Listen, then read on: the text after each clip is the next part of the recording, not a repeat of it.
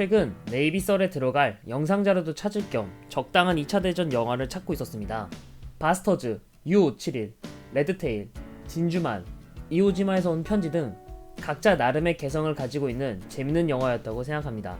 그런데 2차 대전 추천 영화 중에서 한 번도 보지 않았던 영화가 있었는데요. 그게 바로 오늘 이야기할 영혼의 제로입니다.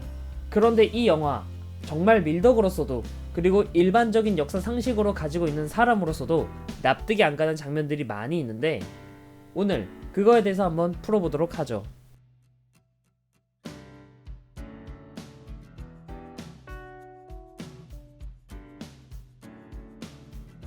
이 영화 영혼의 제로는 2차 세계대전의 제로센 파일럿이었던 자신의 외할아버지 미야베 큐조의 행적을 쫓아가는 이야기입니다.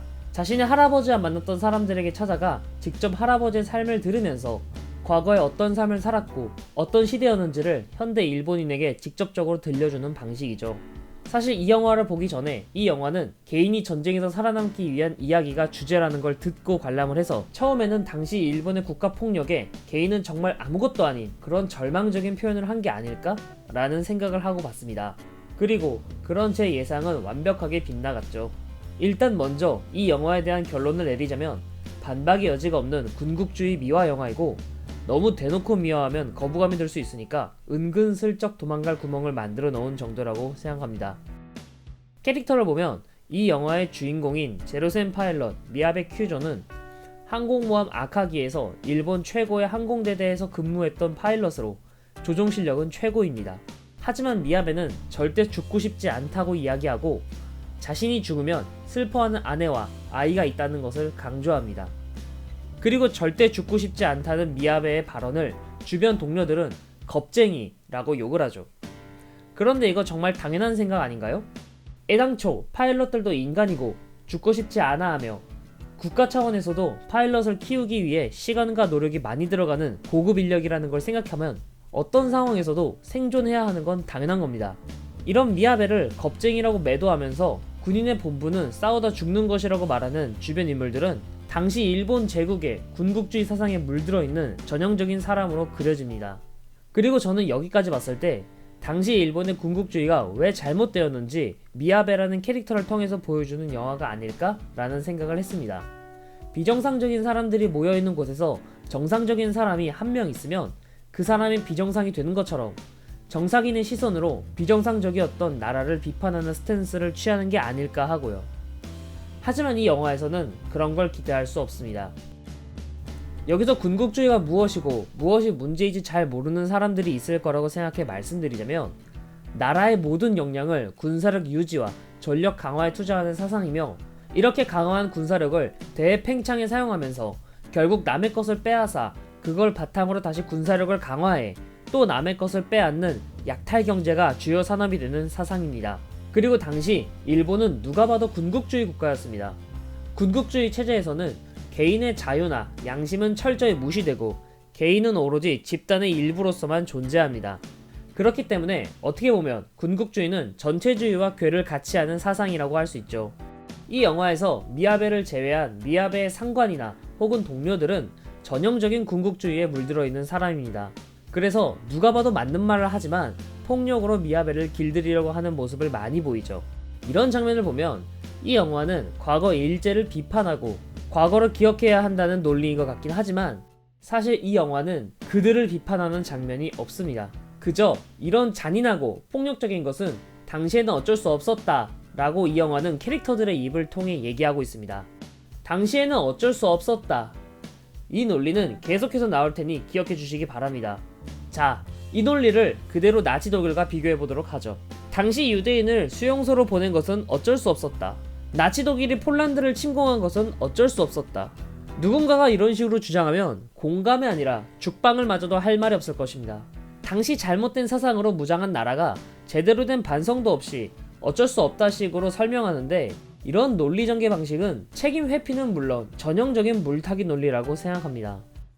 자, 이렇게 해서 영화의 첫 번째 회상인물의 이야기가 끝나고 자신의 외할아버지에 대해서 본격적으로 알고 싶어진 사이키 켄타로는 어째서 조부가 카미카제를 지원했는지에 대해 알아보던 중 소개팅 약속이 있다는 것을 깨닫고 약속 장소로 가는데 거기서 카미카제와 자폭 테러는 같다고 말하는 친구들에게 불특정 다수의 민간인을 대상으로 하는 자폭 테러와 적 군함을 타깃으로 하는 카미카제는 다르다는 주장으로 다투게 됩니다. 사실 현대의 자폭 테러와 카미카제는 다른 게 맞습니다. 죄 없는 민간인을 타깃으로 하는 것은 면죄부가 될 수 없지만 적국의 군인을 상대로 공격을 감행하는 것은 전쟁 중에 당연한 일이긴 하니까요. 그런데 카미카제를 지원한 파일럿들과 자폭 테러범은 둘 다 세뇌당했다는 공통점이 있습니다. 그리고 카미카제는 명백한 국가폭력이란 점을 잊으면 안 된다는 거죠. 권력을 이용하여 자폭 테러를 시키는 것과 카미카제는 권력을 통한 폭력이라는 점에서 같습니다. 하지만 이 영화에서는 카미카제를 마치 개인의 동의 아래에 한 행동으로 표현합니다. 실제로는 개인의 의사와는 상관없이 강제로 카미카제에 동원된 사람도 상당히 많고요. 다시 말해 영화에서처럼 개인의 동의하에 카미카제가 진행됐다라는 논리는 어떻게 봐도 카미카제를 미화한 겁니다. 그리고 아까 전에 말한 논리인 당시에는 어쩔 수 없다 라는 논리로 카미카제를 국가를 위한 희생으로 포장합니다. 작가는 카미카제는 나쁜 거라고 명확하게 이야기했다고 합니다. 실제로 극 중에는 카미카제를 위해 양성된 제자들에게 작전 불가를 내려 은근히 항명을 한다거나 극 중 카게오라라는 캐릭터의 입을 빌려 카미카제는 멍청한 거라고 얘기했지만 이렇게 되면 카미카제를 개인이 선택했다라는 묘사는 당시 군국주의에 빠진 일본 젊은이들을 묘사해야 합니다. 하지만 작중에는 이들이 당시에 바보 같은 선택을 했다는 모습은 보이지 않고 오히려 이들의 희생하는 모습을 존중하듯이 그렸습니다. 군국주의에 빠져 젊은이들을 세뇌시킨 것도 일본 군부고 카미카제 명령을 내린 것도 일본 군부인데 말이죠. 세뇌를 한 건 사실이지만 카미카제는 개인의 선택이라는 건 앞뒤가 맞지 않는 것은 물론이고 당시 사람들에게 잘못된 사상을 집어넣어서 사실상 이들을 국가를 위해 희생하라고 강요한 것을 개인의 숭고한 희생으로 당시에 어찌할 방도가 없는 일본의 발악이었다 라는 모습을 보여줍니다. 만약 군국주의에 의한 세뇌와 무의미한 희생을 강조하고 싶다면 당시 일본 군국주의에 대한 비판과 그에 대한 묘사가 있어야 합니다. 그런데 이 영화는 그런 묘사가 하나도 없고 당시에는 어쩔 수 없었다 식으로 대충 넘어가는 모습을 보입니다. 이게 과연 카미카제를 진짜로 반대하는 걸까요?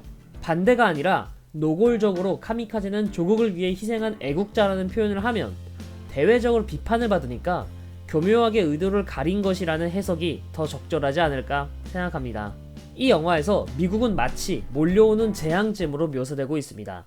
마치 덩케르크에서 묘사된 독일군처럼 미군을 묘사하고 있죠.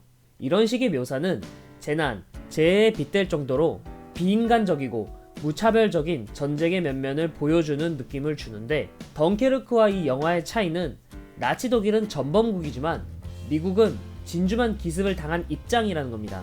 그러니까 덩케르크에서 묘사한 독일군의 모습은 프랑스를 공격한 뒤 파죽지수로 몰려오는 것을 보여주는 것이며 이들은 피해자이지만 태평양 전쟁은 일본이 먼저 기습 타격으로 전쟁을 개시했기 때문에 마치 우리는 피해자인 것 마냥 표현하는 것은 가해자가 사실 우리도 피해자다 라고 말하는 것과 같습니다. 앞서 말했지만 일본은 어디까지나 전범국이고 어디 가서 전쟁 피해자 행세를 하면 손가락질 당하기 딱 좋은데 전난 속에서 개인이 살아남기 위해 노력한다는 표현은 전범국 입장에서 하면 대단히 기분 나쁘고 반성을 못하는 것처럼 보인다 이 말입니다. 일본이 진주만 공습을 한 이유는 미국의 석유 및 철강 수입 제한으로 전략자원 공급이 끊기니까 남방의 자원지대를 점령해 아시아의 패권을 인정받기 위해서입니다. 아시아 해방 이런 선전은 하나같이 침략을 정당화하기 위한 것이었고 일본은 중국과 동남아시아에 대한 침략을 중단하였다면 미국 또한 금수조치를 다시 풀겠다고 말했습니다.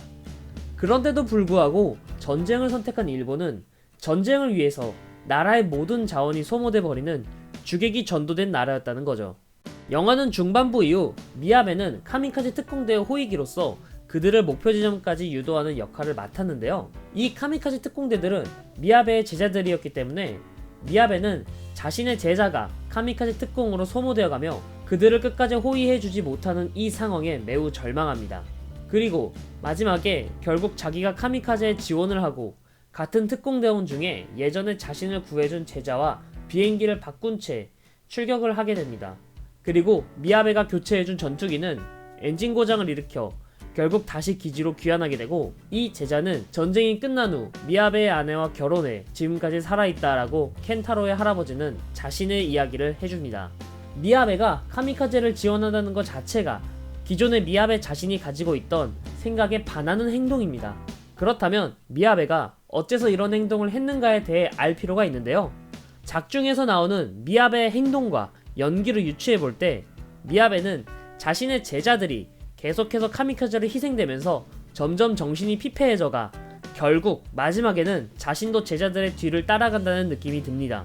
자신을 살려준 제자에게 자신의 가족들을 맡겨달라고 부탁하고 말이죠. 개인이 결국 국가폭력 앞에서 무너지는 듯이 보여지긴 하지만 이 영화 카미카제를 하는 장면에서 오늘도 단 한 기도 다가가지 못했다 라고 카미카제를 표현합니다.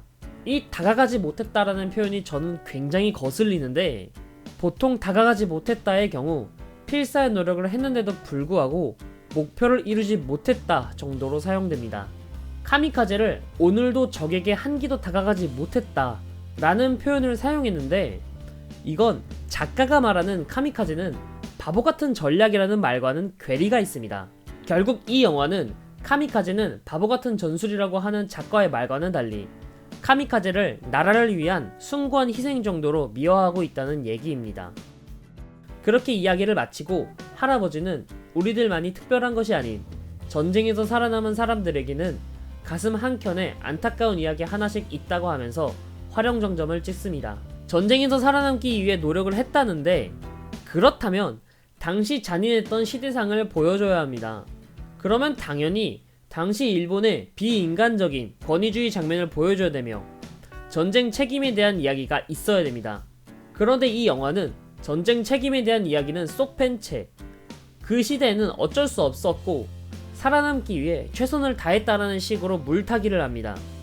그리고 난 뒤에는 영화는 현대의 일본인들을 보여주면서 과거의 이들의 희생과 노력 덕분에 현대의 일본이 존재하는 것처럼 묘사하며 영화는 끝납니다.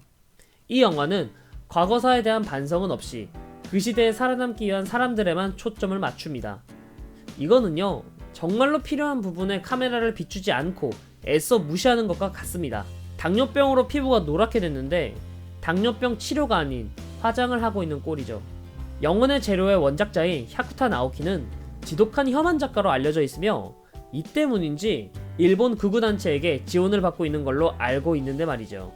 결국 이 영화는 작가의 극단적인 생각을 논점 흐리기로 교묘히 가린 작품이라고 생각합니다. 영상이 길어질 것 같으니 이번 영상은 여기서 마무리하도록 하겠습니다. 다음 네이비썰에서는 카미카제는 어째서 무의미한 전술이었는지에 대해 설명해보는 시간을 갖도록 하죠.